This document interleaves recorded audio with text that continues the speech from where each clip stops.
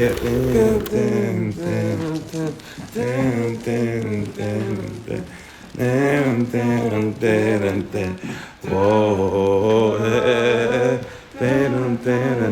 360.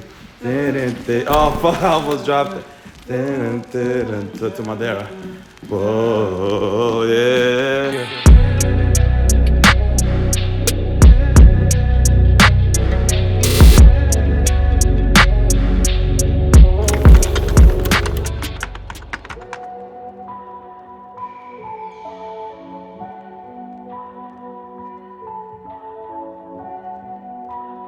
I first met ENKE back when he must have been 13, 14 years old. He used to be in a dance group and we met there. He ended up moving to California shortly after. And you know, everybody went their own way. I never saw him again. It was one of those people that you meet and they just happy, joking, just doing fun young people things.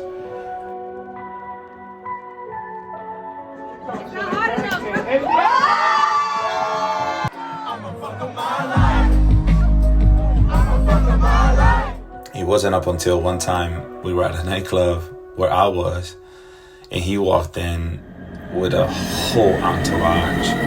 It's ENKE season! Yo, Jay!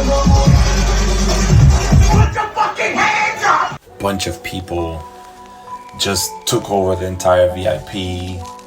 At the time, I used to be involved heavily in nightlife.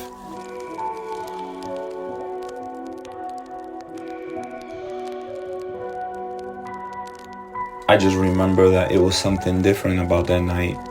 It felt different. I ended up hitting up another friend of ours, Chucho, and I said, Chucho, let me ask you a question. Is this guy the same as that guy? And I sent him kind of a screenshot of one of my videos that I was, recording at the nightclub that night. And he said, yes, that's exactly him. He moved to Cali. He was doing different stuff out there. He went there for music. He started studying music. And, he's back now.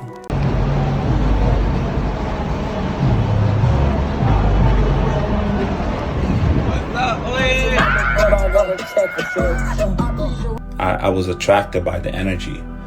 It felt different. I identified with him because I'm different. And we're from the same city, the same neighborhoods, pretty much. And I said, do you have a manager? Because at this point, he was doing music.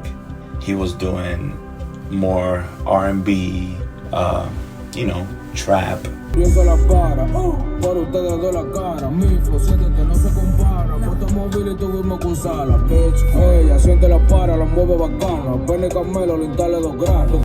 Stuff like that, but in the English market. And I asked him, do you have a manager? And I would like to speak to him just because I have some ideas for you that I think will be dope.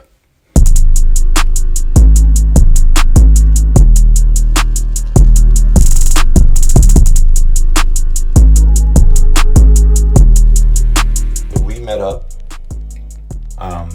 We met somewhere in a car, and I jumped in his car, and you couldn't miss it. He had the most recognized car in Philly. He played me some of his music. It was kind of like catching up, but we started talking, sharing ideas, bouncing ideas, and he just went on and tell me, what he wanted to do, his plans for music, his plans in business, his plans in life. It was an organic conversation, and the energy was just on point. I found out he had way more potential than I thought he did, and it just made me think. It's one of those things where you know that you're in it for the long run. We decided to make an entirely different decision. I asked him, would you be down to do Latin music? Even though he is Hispanic, he's never recorded in Spanish. So I asked him, would you be down for that? And if so, I would love for you to take your time, think about it. Let me know if you want to. No pressure. You don't have to. But if you do, I can get this started right now. A week or more, close to 10 days passed by. He thought about it, came back, said, hey, listen, let's do it.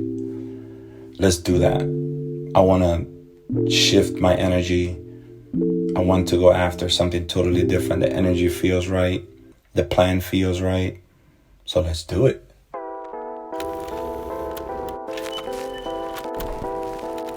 So I made some phone calls.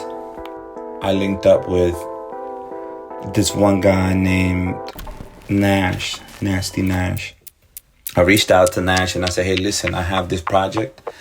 I have this kid, never really done much Spanish music. But I need help with just putting a camp together, just making some hits and see what we can come up with. We flew to Miami. That's where Nash lives. And walked into an entire camp. It felt good. The energy felt great. It felt like the right people in the room to create with, to be vulnerable with.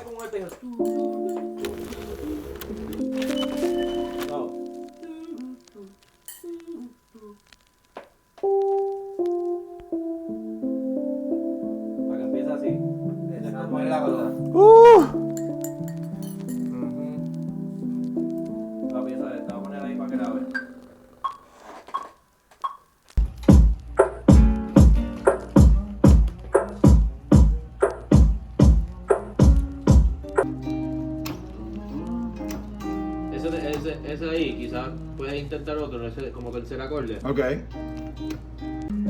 Eso mismo. Sharon, eso mismo que acabas de tocar, acuérdate lo que eso es lo que es. Ya.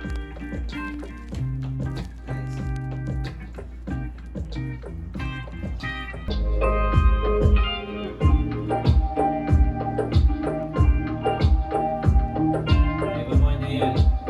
Oh shit. Descontrola.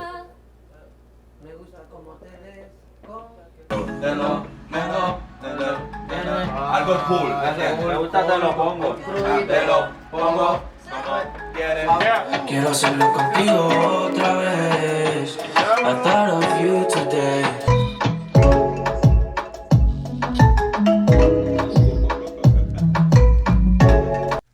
Watching these guys work was like watching them make magic on the spot. Hazme caso. Bájalo. Quédate ahí.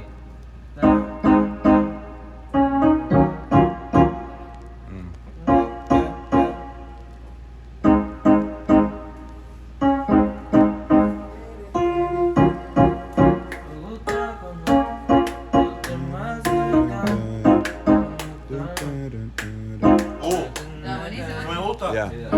Dale.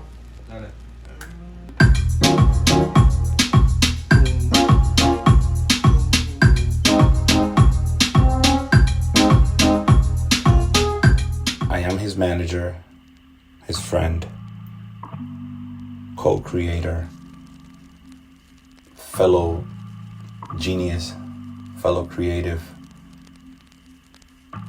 and we don't plan on slowing down anytime soon. Through the Miami camps, the guys, Nash and Fuchs, they brought along this other young kid that came out of nowhere. His name is Catal.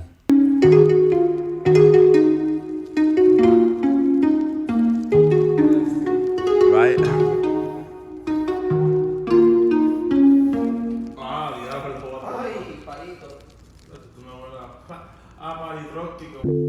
At the time, I believe he was 21 years old.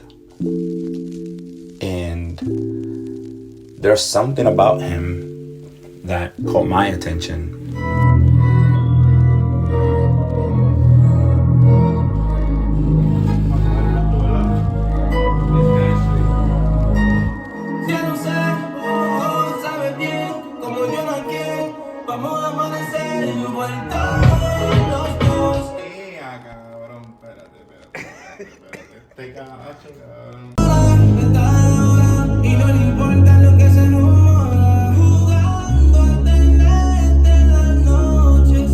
There's something about Catal that he understood the plan.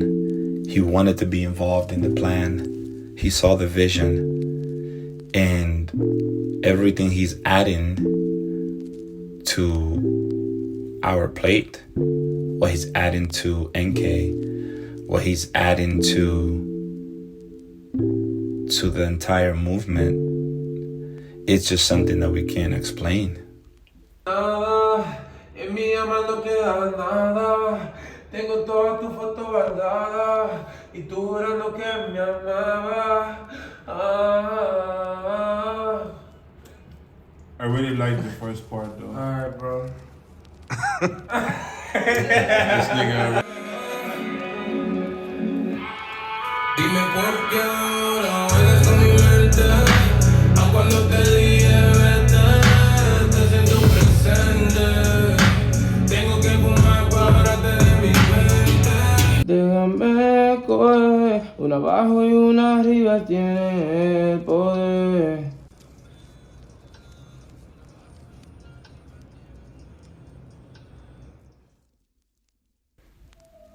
I knew they would hit it off. I knew they would get along. They're total opposite people. And that's why it works. Because there's a balance. There's a yin yang. And they respect each other's opinion and respect what each other can do. And they help each other out to ultimately celebrate together on all of this new music that they were able to come up with. So that was a blessing that I didn't see coming. ENKE is a super happy person, super loving. Everything he experiences, he applies it immediately to his life. And when you're well-traveled, when you experience more than the average, and when you want more than the average, there's no cap in what you do.